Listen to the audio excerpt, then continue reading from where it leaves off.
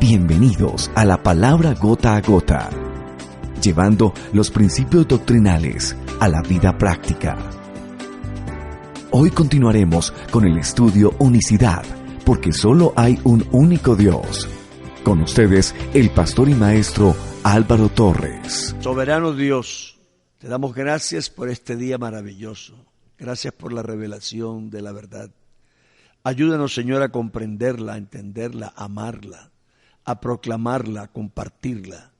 Que podamos, Señor, encontrar la esencia de la relación con Dios a través de la comprensión de la doctrina.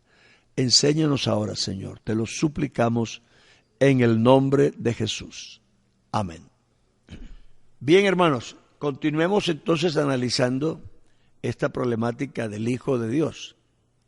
¿Por qué fue necesario que hubiera un hijo? ¿Por qué fue necesario que tuviera sangre? ¿Por qué Dios tuvo que asumir esa naturaleza? ¿Por qué Dios pagó ese precio tan alto? Creo que en esa dirección vamos entendiendo la naturaleza misma del Hijo, de el cómo y el por qué de esta redención en la forma como se hizo. Ya vimos cómo en Isaías 53 se explica la situación del pueblo, del hombre al fin y al cabo, y cómo Dios reacciona ante esa situación y la solución que Él propone. Y después la forma como esa solución se da, que es con ese varón de dolores. La cosa es, ¿quién es ese varón de dolores? En una vez que estuve charlando con un pastor por allá en España, me dijo que no discutiéramos tanto sobre doctrina, que al fin y al cabo lo importante era el amor, que Dios nos había amado, que Cristo nos había amado. Yo le dije, bueno, es verdad que Dios nos amó, pero supongamos que yo te amara mucho a ti y me hiciera matar por ti, porque te quiero mucho. Entonces eso te salvaría. No, claro que no. ¿Y por qué no? Bueno, porque tú no eres Cristo. ¿Y qué tiene Cristo que no tenga yo? Entonces se rió de mí casi burlonamente y me dice, pues sencillamente que tú no eres Dios. Digo, ese es el punto. El punto no es tanto que nos amaron, sino quién nos amó. Porque a mí me amó mucha gente. Es decir, el amor de Dios es grande porque es Dios, no solo porque nos amó. Pudo amarnos con un grande amor, pero una mamá, por mucho que ame a su hijo, si él no se convierte, se va al infierno. El amor materno no lo va a salvar. El amor de Dios salva porque es Dios y se manifestó de una manera salvadora. Entonces, el punto es que Cristo no es cualquiera, porque cualquiera no me podía salvar aunque me amara mucho. Entonces, la idea del amor de Cristo es grande, es por quien Él es. Si Él no es quien es, entonces el amor no nos sirve. Él dice, yo he venido para que tengan vida y para que la tengan en abundancia. Yo no podía decir eso a nadie, porque Cristo trajo una clase de vida y una calidad de vida que nadie podía traer. Porque ese verso, esas palabras que se dicen vida abundante, lo que significan es vida de esa calidad. Y esa calidad de vida no la teníamos todos. Entonces, comprendiendo esto, uno va dándose cuenta por qué Cristo tiene que ser lo que es. Es que si no es eso, no puede salvarnos. No porque falte amor, sino porque no tendría la calidad y las cualidades para salvarnos. Por ahí empieza la revelación que encontramos en Isaías. Isaías 9:6 dice, un niño nos es nacido. Es decir, supongamos cómo está escribiendo Isaías. Yo me lo imagino. Eso no quiere decir que eso fue así, pero quiere decir que me den esa libertad de yo imaginarme cómo Isaías pudo escribir esto. Yo puedo decir, bueno, Isaías se sentó ahí y Dios le dijo, escriba que yo le voy a dictar el libro. Y eso puede ser una forma. A ver, Isaías, escriba, yo lo edito. O puede ser que Dios le está dando a Isaías una visión y él en la visión empieza a ver una realidad que él describe. Entonces, a mí me gusta más esa segunda parte. Me parece que Isaías era un profeta y los profetas veían esa realidad casi, ¿cómo diríamos hoy? Electrónicamente, como se dice, un holograma, una especie de realidad virtual. Que la tiene enfrente, pero no está ahí, pero la está viendo. Y él dice, uy, un niño está naciendo. Y entonces él ve ese niño nacer. Hay un niño que nace. Pero entonces se da cuenta que ese niño que nace no es cualquier niño, se nos da como un hijo predilecto. Hijo nos ha sido dado. Es decir, cuando una mujer tiene un hijo, no dice me dieron un hijo, dice tuve un hijo. Aquí se lo están dando. Ese niño que nace me es dado como hijo predilecto, como que llego yo a Barranquilla, déjenme soñar un poco. Llegó el hermano Álvaro, vamos a dar la llave de la ciudad, hijo predilecto de Barranquilla. Me da la impresión que esto es lo que Isaías está viendo. Ese niño que nace es un hijo predilecto. Y dice, uy, pero no es cualquier niño, es un príncipe. Es decir, él te está viendo una realidad y dice, pero este niño es un príncipe. Ese niño predilecto, con razón, desciende de los reyes. Y empieza a cobrar fama ese niño.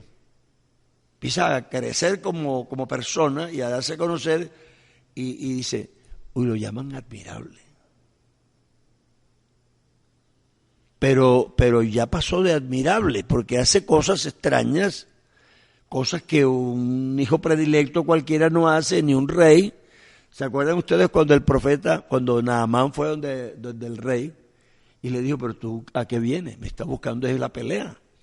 Yo no soy Dios para quitar la vida y dar la vida. Tú te vas a morir de eso y yo no puedo ayudarte. Entonces se ve que hay cosas que los seres humanos reconocen que ellos no pueden hacer, sino que si tienen que hacer, tiene que ser un Dios. Y aquí que está viendo, dice, se está ganando un nombre admirable, pero además de admirable, es Dios fuerte. Es muy inteligente, muy hábil, muy sabio, pero claro, es que en su visión él es como si fuera una visión de fuera hacia adentro, como si fuera quitándole capas al varón y descubriendo dentro quién realmente es. Y ahora llega un punto en que dice, no, lo que encuentro no es un príncipe cualquiera, ni un sabio cualquiera, ni un hijo, pero este es un Dios fuerte. Ese es el dueño de la paz. Y dice, no, este es el Padre Eterno. Entonces, es decir, esa visión de como si fuera una degradación de colores, que te va llevando hasta lo profundo y llega al color primario. Y dice, no, es que este es un Dios fuerte, es el Dios Padre Eterno. Entonces nosotros no podemos, ahora después, a posteriori, decir a Isaías, no, Isaías, tú no viste bien. O si no, borramos todo el libro de Isaías. Pero Isaías descubrió que ese niño nacido era el Padre Eterno, nos guste o no. ¿Cómo sucede eso? No me lo pida que yo se lo explique. Si yo pudiera explicar eso, sería Dios. Pero la verdad es que Él nos está diciendo lo que vio.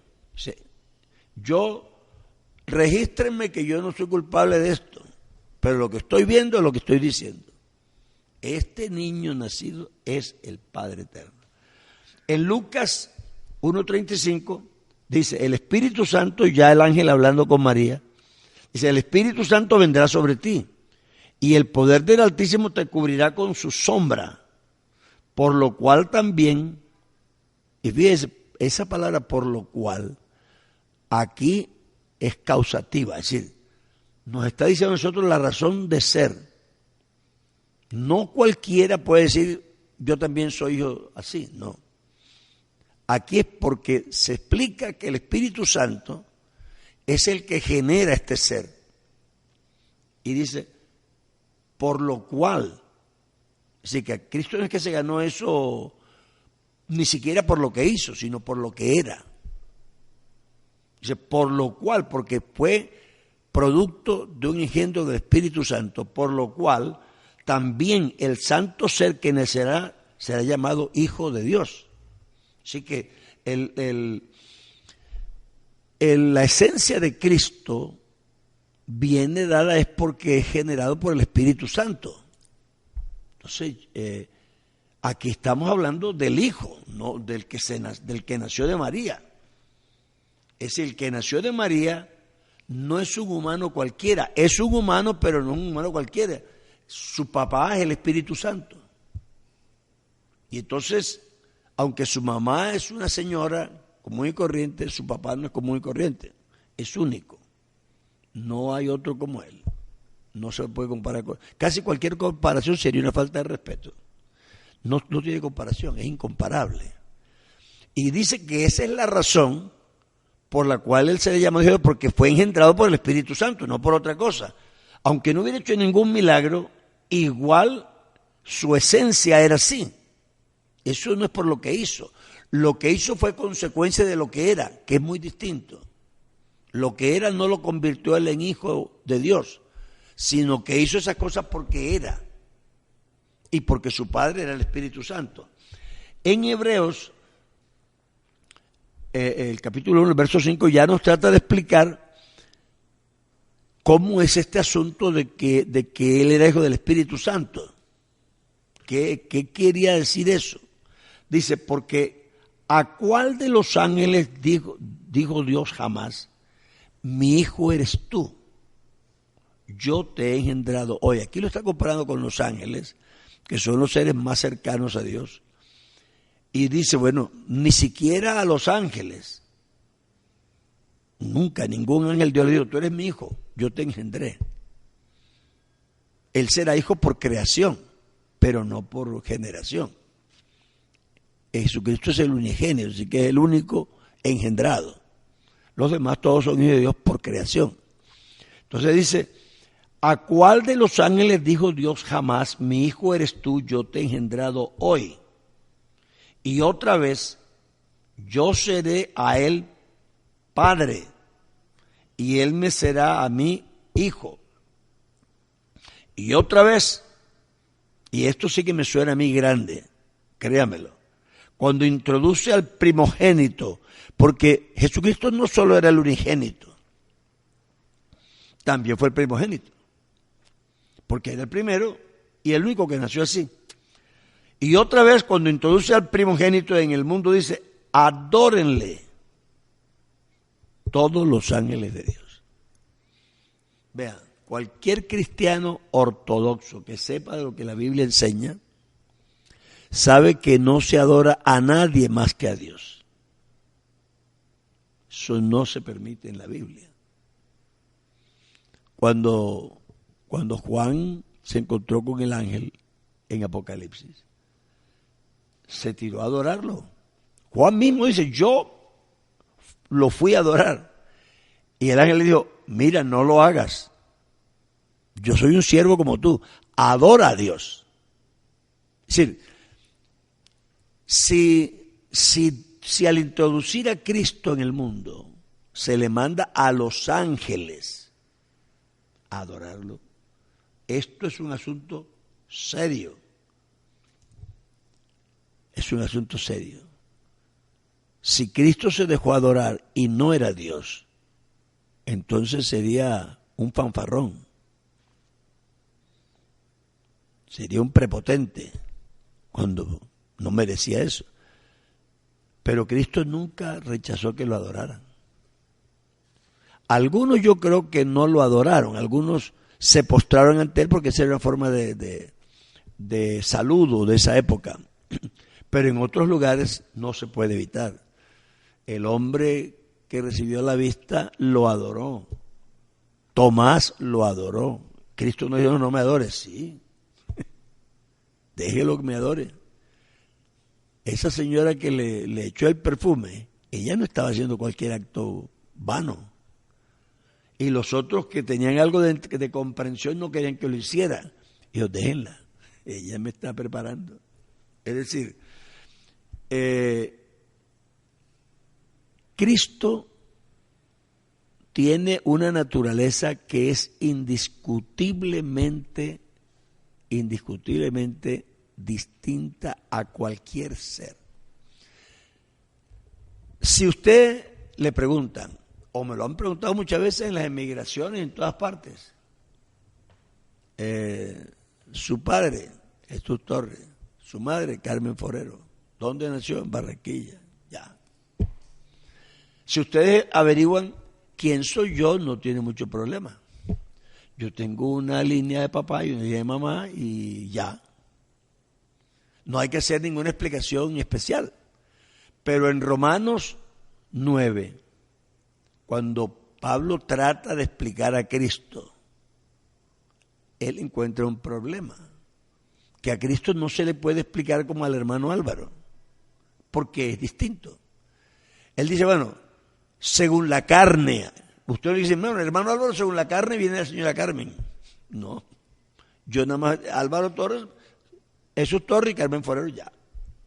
Pero cuando hablan de Cristo, hay una explicación extra. Dice, él según la carne vino de los patriarcas. Pero él, además de eso, es Dios sobre todas las cosas. Y esa discusión no se tiene que dar. Eso está expresamente dicho. Cristo no tiene que discutir con nadie, ni nadie tiene que discutir si Cristo es Dios. Porque la Biblia, sin rodeos. Hay versículos que uno tendría que explicar. Porque infieren algo o sugieren algo, pero no dicen claramente. Pero este no sugiere nada. Esta es una declaración.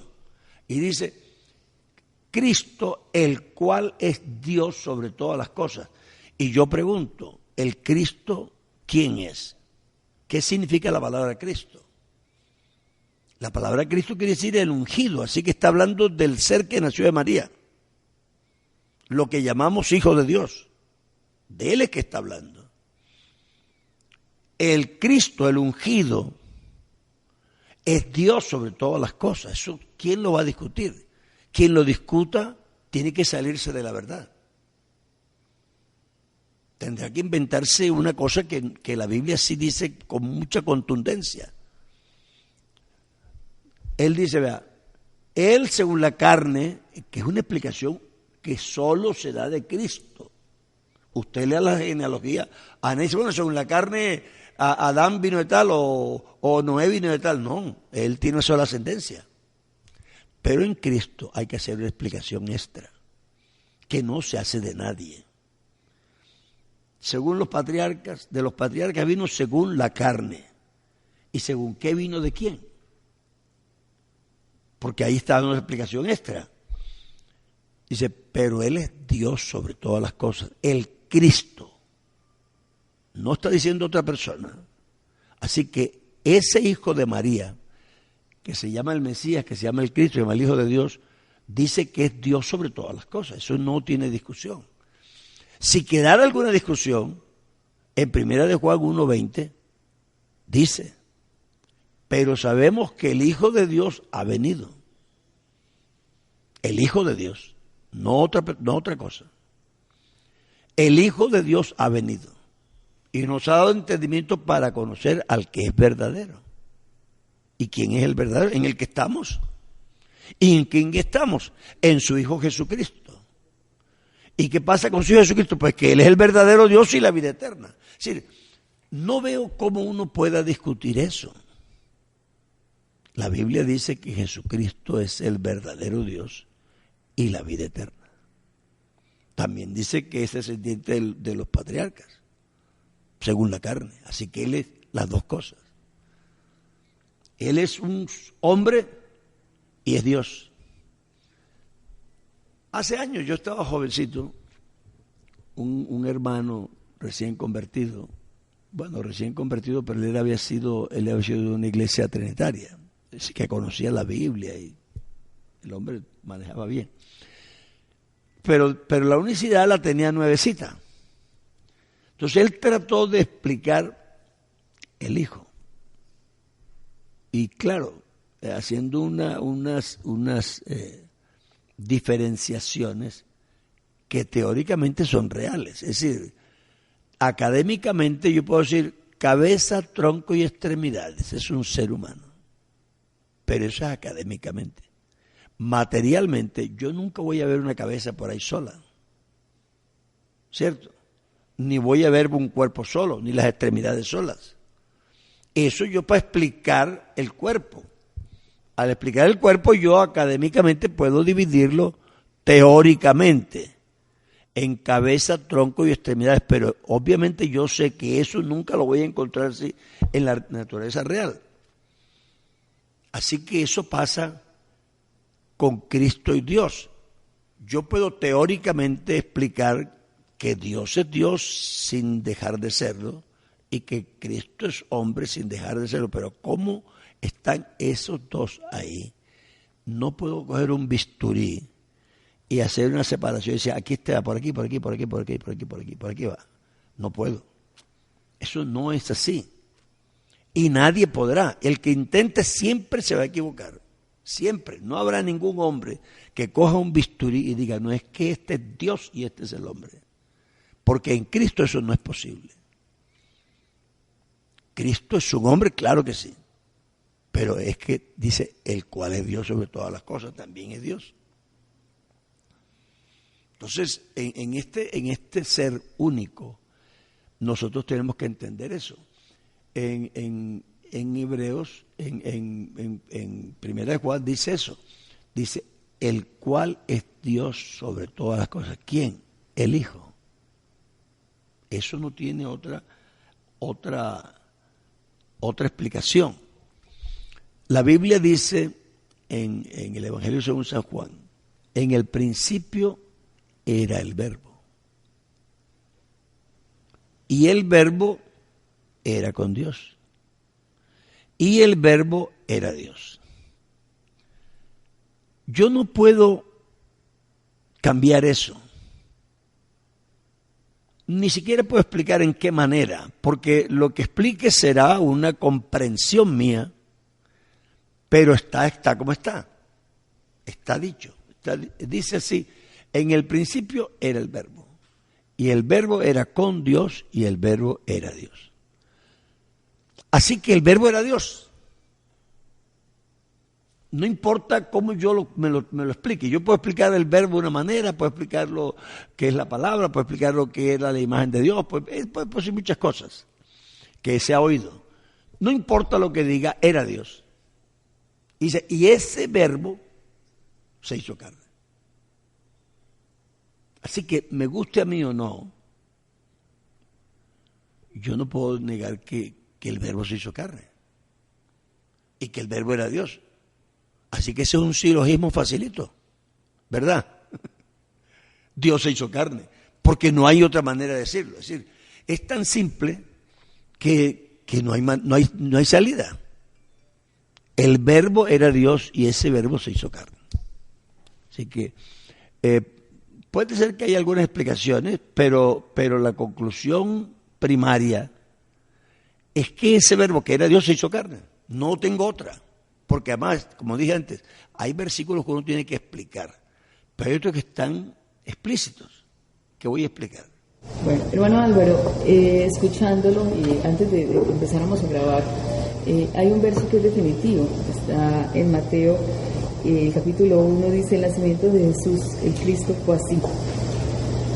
Qué bueno poder hablar un poquito, usted nos explicaba ahora, qué bueno que le recordáramos a los oyentes cómo fue ese nacimiento, que no hay ningún misterio, que no hay nada que confunda.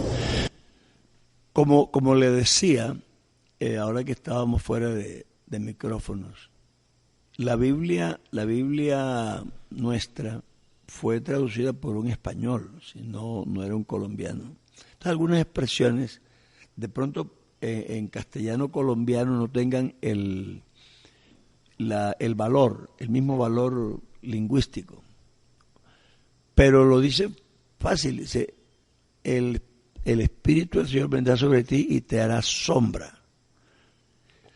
Hacer sombra es engendrar, te va a engendrar. Entonces, Mateo lo hizo de una forma muy sencilla. Dice, el nacimiento de Jesús fue así, que estando María desposada con José, su prometido, se halló que había concebido del Espíritu Santo. Es decir, es importante, es porque el hecho de que Cristo fue engendrado por el Espíritu Santo es lo que da razón a que le llamen el Hijo de Dios. Es decir, si nosotros quitamos eso, Cristo es un hombre común y corriente. Y un hombre común y corriente no nos servía. Entonces creo que en ese punto que es donde arranca, tenemos que aclararnos bien, porque lo que empieza bien, termina bien, pero lo que empieza mal, termina mal. Una vez que yo me separe, yo una vez vi a alguien haciendo un ángulo. Es decir, la gente se separa un ángulo de un grado o de menos de un grado. Y no parece nada, porque es como tan casi invisible. Pero como el problema es que no es el grado, sino el arco. Si usted prolonga los lados de un ángulo, un grado de la Tierra puede ser kilómetros en el arco. Sí, es así. Entonces aquí el arco es este. Él va a hacer una diferencia muy grande. Así que si nosotros en este arranque no tenemos claro, nos damos una explicación que nos aparta medio grado, pero el arco después de 2000 años se hace muy grande. La separación es muy grande. Entonces es importante que uno rectifique y haga que esas dos reglas coincidan, no se haga ningún ángulo. Sencillamente Cristo fue engendrado por el Espíritu Santo y eso cambia todo lo que Él es. Yo fui engendrado por mi papá y eso cambió todo. No soy Dios.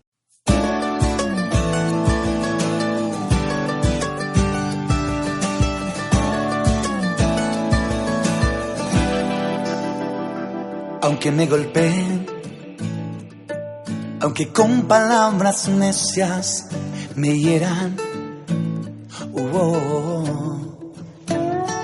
aunque me critiquen, aunque digan que no sirvo para nada,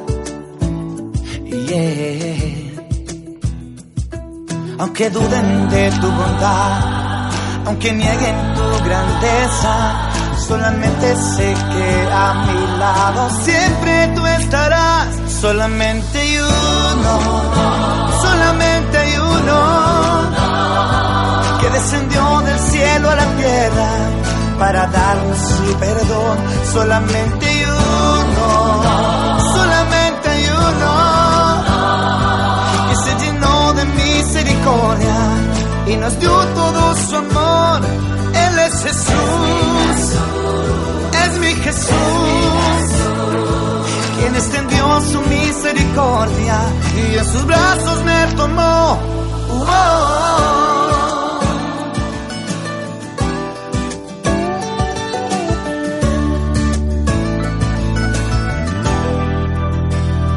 Aunque me golpeen, aunque con palabras necias me hieran,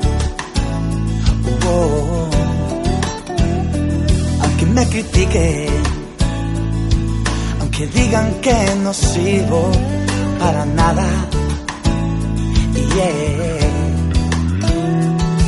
aunque duden de tu bondad, aunque nieguen tu grandeza, solamente sé que a mi lado siempre tú estarás. Solamente hay uno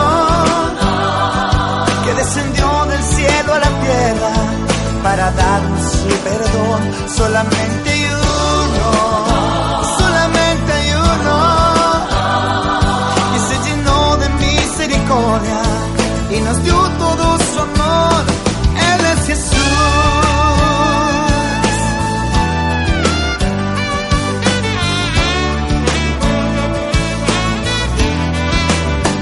Solamente hay uno que descendió del cielo a la tierra para darnos tu perdón.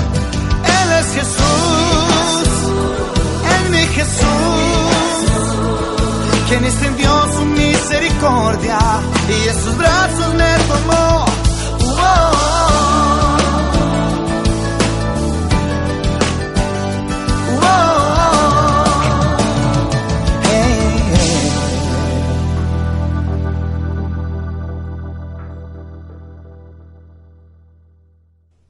La segunda pregunta, hermano, tiene que ver también con Mateo. Él habla de la genealogía de Jesucristo. Entonces empieza diciendo tabla genealógica de Jesucristo, hijo de David, hijo de Abraham. Y usted mencionaba ahorita que en Romanos 9:5 dice de quiénes son los patriarcas y de los cuales según la carne vino Cristo. Una de las cosas que conversábamos, y qué bueno que quedara claro a los oyentes, ¿por qué hablar de una genealogía de seres humanos si Él es Dios? ¿Para qué hablar, si Él es Dios y no tiene nada que ver con el hombre, si no es humano, para qué hablar de esa genealogía? Creo que precisamente la comprensión de todo el planteamiento bíblico, porque es que en la Biblia, si usted la lee separada por pedazos, no le va a dar. Pero la Biblia es un planteamiento general. Arranca con la caída del hombre. En la caída del hombre se hizo un juicio. A Adán le dieron su parte, a la serpiente su parte y a la mujer su parte. Y una de las cosas que Dios dijo ahí fue que la simiente de la mujer, específicamente lo dice con claridad, no dice la simiente de Adán, que de pronto la gente no cae en cuenta de eso. Es la simiente de la mujer. Y se te va a matar, porque es que una serpiente que usted le pisa la cabeza no la hiere, la mata. Entonces, esa era la promesa. Es la simiente de la mujer. Entonces, en realidad, cuando se habla de la genealogía de José, dice que se creía. Entonces, es una genealogía de dignidad, nada más, no realmente de ascendencia. Que se creía, para explicar que realmente esa no es la genealogía real de Jesús, pero que de todos modos esas personas, ambos pertenecían a la realeza. Pero ya con María no dice que se creía, sino que esa es la descendencia de la mujer, viene desde atrás. Por donde viene la descendencia. Porque no era una descendencia real en el sentido, sino un aporte, era un aporte. Entonces, el Salvador tenía que ser un hombre, porque el que cayó fue un hombre, y porque el que vencieron fue un hombre. Entonces, en realidad, si Dios pelea con el diablo no tiene ninguna oportunidad. Es más, Dios no tiene que pelear con el diablo. Solamente tiene que decir, muérete y se muere y ya, se acabó todo. Pero eso hubiera sido una decisión déspota. Y Dios no es un déspota, Dios no es un dictador. Lo habían cuestionado en su habilidad, en su capacidad de guardar y gobernar. Y Dios iba a responder eso. Eso no se hace con despotismo. Eso hacen los dictadores, ellos callan la oposición y la matan. Dios no hace eso. Entonces dice, bueno, vamos a hacer una pelea, pero que tenga algo de justicia. Te voy a dar un hombre para que te enfrentes con él. Tú venciste a un hombre, vamos a ver si lo vas a vencer. Entonces, ese hombre descendiente de Eva, el que tenía que encargarse de enfrentarse con el diablo. Sin embargo, ese hombre no se hubiera encontrado en la tierra, porque volvemos a lo mismo. Arranca con Adán o antes de la caída o después de la caída. Un hombre después de la caída de Adán no es el mismo hombre. Tiene que ser un hombre como el primero. Y Cristo en ese sentido es el postrer Adán. Ese arranca con la calidad que tenía el primero. Pero ya no se podía crear otro nuevo, porque tenía que ser una descendencia. Entonces la forma en que Dios crea el primero por descendencia es engendrándolo él mismo. Y cuando él lo engendra le da su naturaleza, porque es Dios. Por eso dice el ángel, el santo ser que nacerá de ti será llamado Hijo del Altísimo, porque es engendrado por el Espíritu Santo. Era un hombre, tenía que tener sangre, porque ya el pecado que se cometió se tenía que hacer un sacrificio de sangre. Jesucristo vino para eso, para enfrentarse con el diablo. Se enfrentó en todos los terrenos y lo venció en todos los terrenos. No, el diablo no le ganó ni una a Jesucristo. Todas las veces. Le presentó una fiebre, se la sanó. Le presentó un leproso, se lo limpió. Le presentó un muerto, se lo resucitó. Le presentó un paralítico, se lo levantó. Es decir, no hubo nada que el diablo le planteara que Cristo no le resolviera. Nada, ni los problemas de ninguna clase. Una vez que lo derrotó estratégicamente, entonces se enfrentaron personalmente, porque el enfrentamiento del Calvario fue directo. Dice que el Señor en Colosenses dice que Él tomó esos demonios y los llevó al Calvario y los clavó en la cruz y los venció públicamente, los puso en vergüenza. Así que esa fue una enfrentación, ya la última, que fue directa. Los venció. Y por eso dice Hebreos, para esto apareció el Hijo de Dios. Para destruir al que tenía el imperio. Así que el diablo no es que fue golpeadito, no, le pisaron la cabeza. Y el cristiano de hoy tiene que entender eso, porque eso sí tiene mucho que ver con su vida cristiana, con su victoria, con todo. El miedo que algunos cristianos tienen es porque les han predicado a un diablo que es muy grandísimo y a un Dios que es muy chiquito. Ellos no están seguros ni que Dios los puede guardar, cuando en realidad eso no es verdad. Entonces, claro, la actitud mental que tiene cada quien de derrota o de victoria es porque lo que le han enseñado.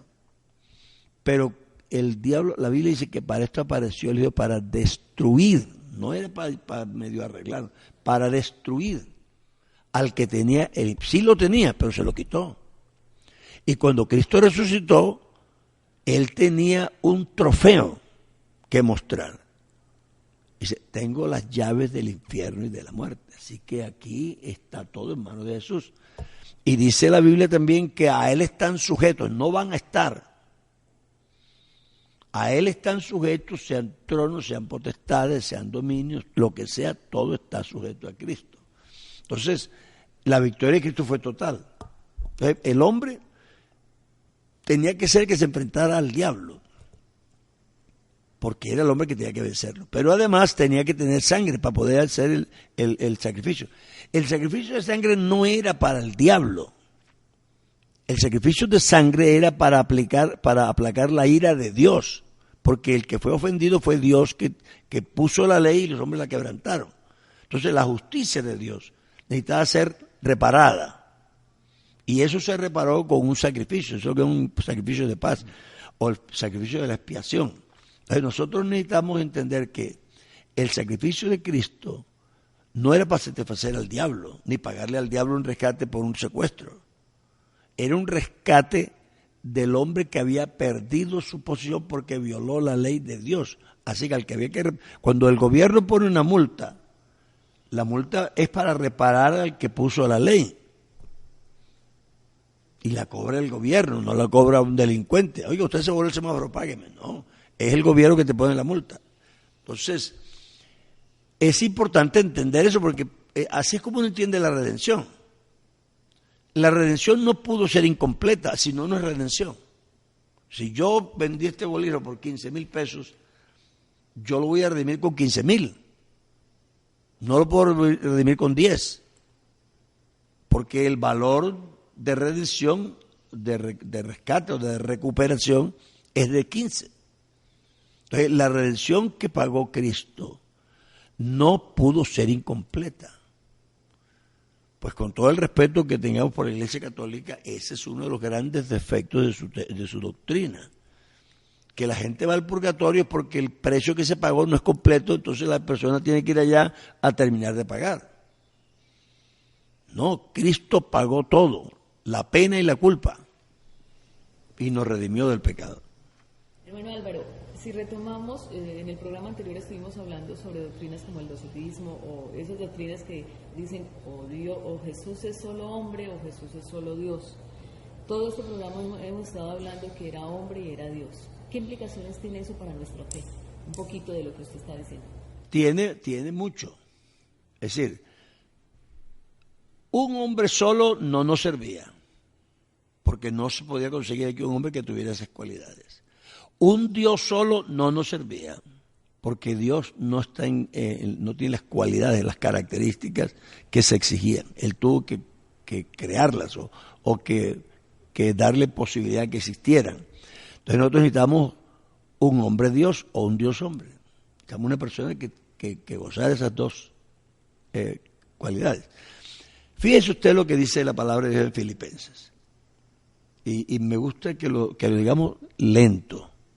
Dice: haya pues en vosotros este mismo sentir que hubo también en Cristo. ¿De quién nos van a hablar? Es de Cristo. Me están diciendo, observa a Cristo y que tú tengas la misma actitud que Él tuvo. Bueno, ¿Cristo quién es? ¿Es un ser humano o no es un ser humano? ¿Es un hombre o no es un hombre? Cristo es el ungido. Así que haya pues en vosotros este mismo sentir que hubo en el ungido, en el Mesías, en el Cristo, en el Hijo de Dios, en el Hijo del Hombre, que son todos los títulos que Él tiene. ¿Y cuál fue la actitud de Él?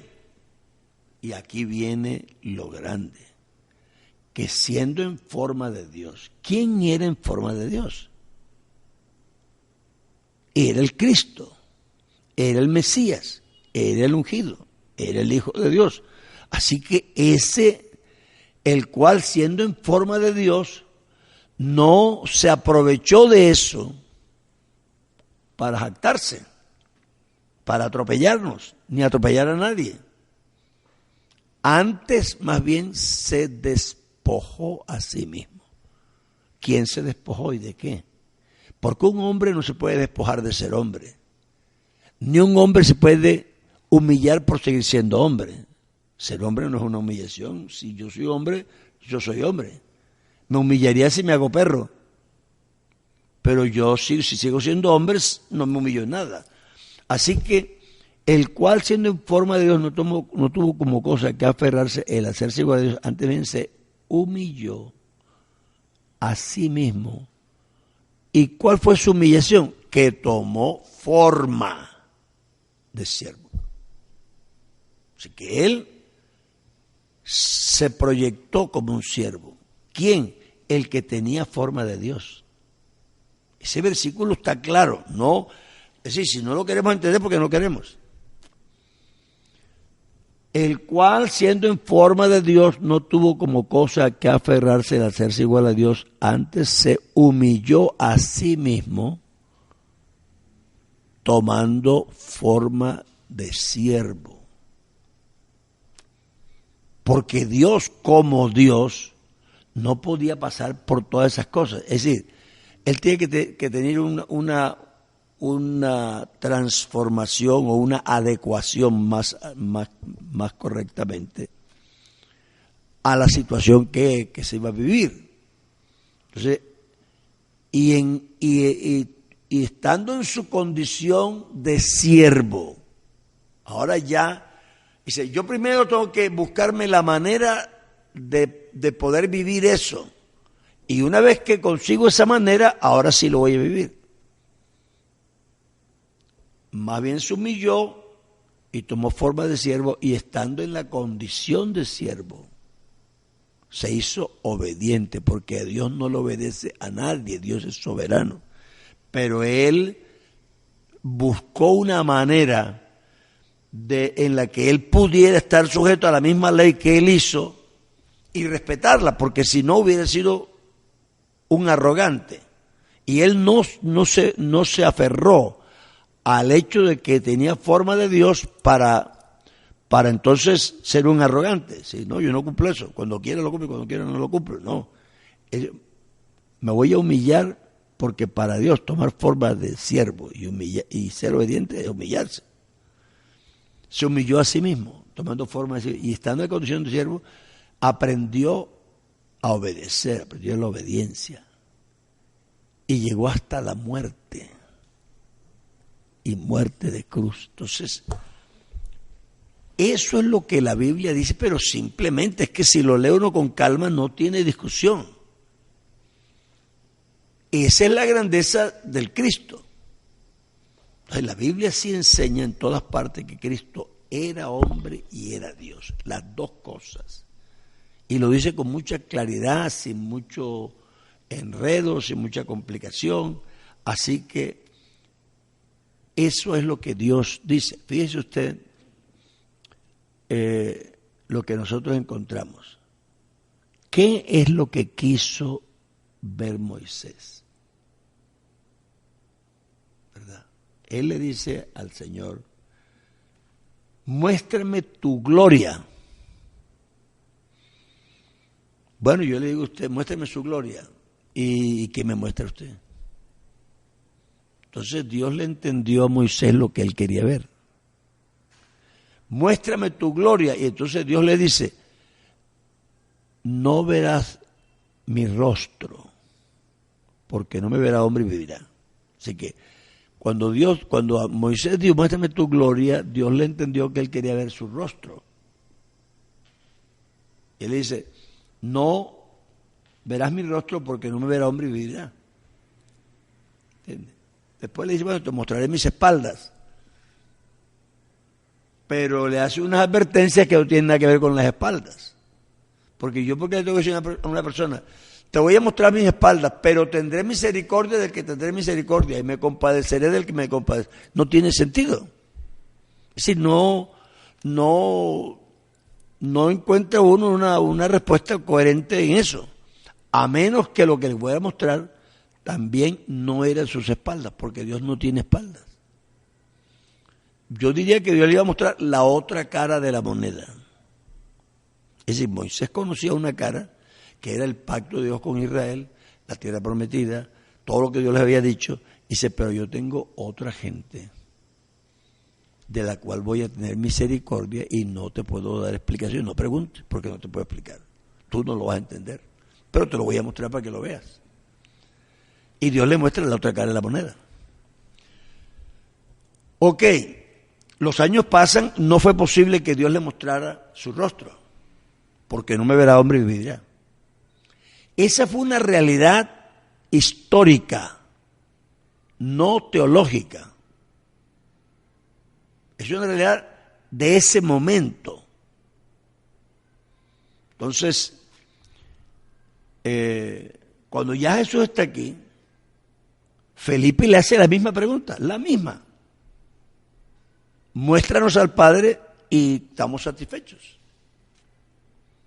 Entonces Jesús ya no le contestó como Jehová, como Jehová le contestó a Moisés. Y yo, no, pero Felipe, ¿qué estás pidiendo?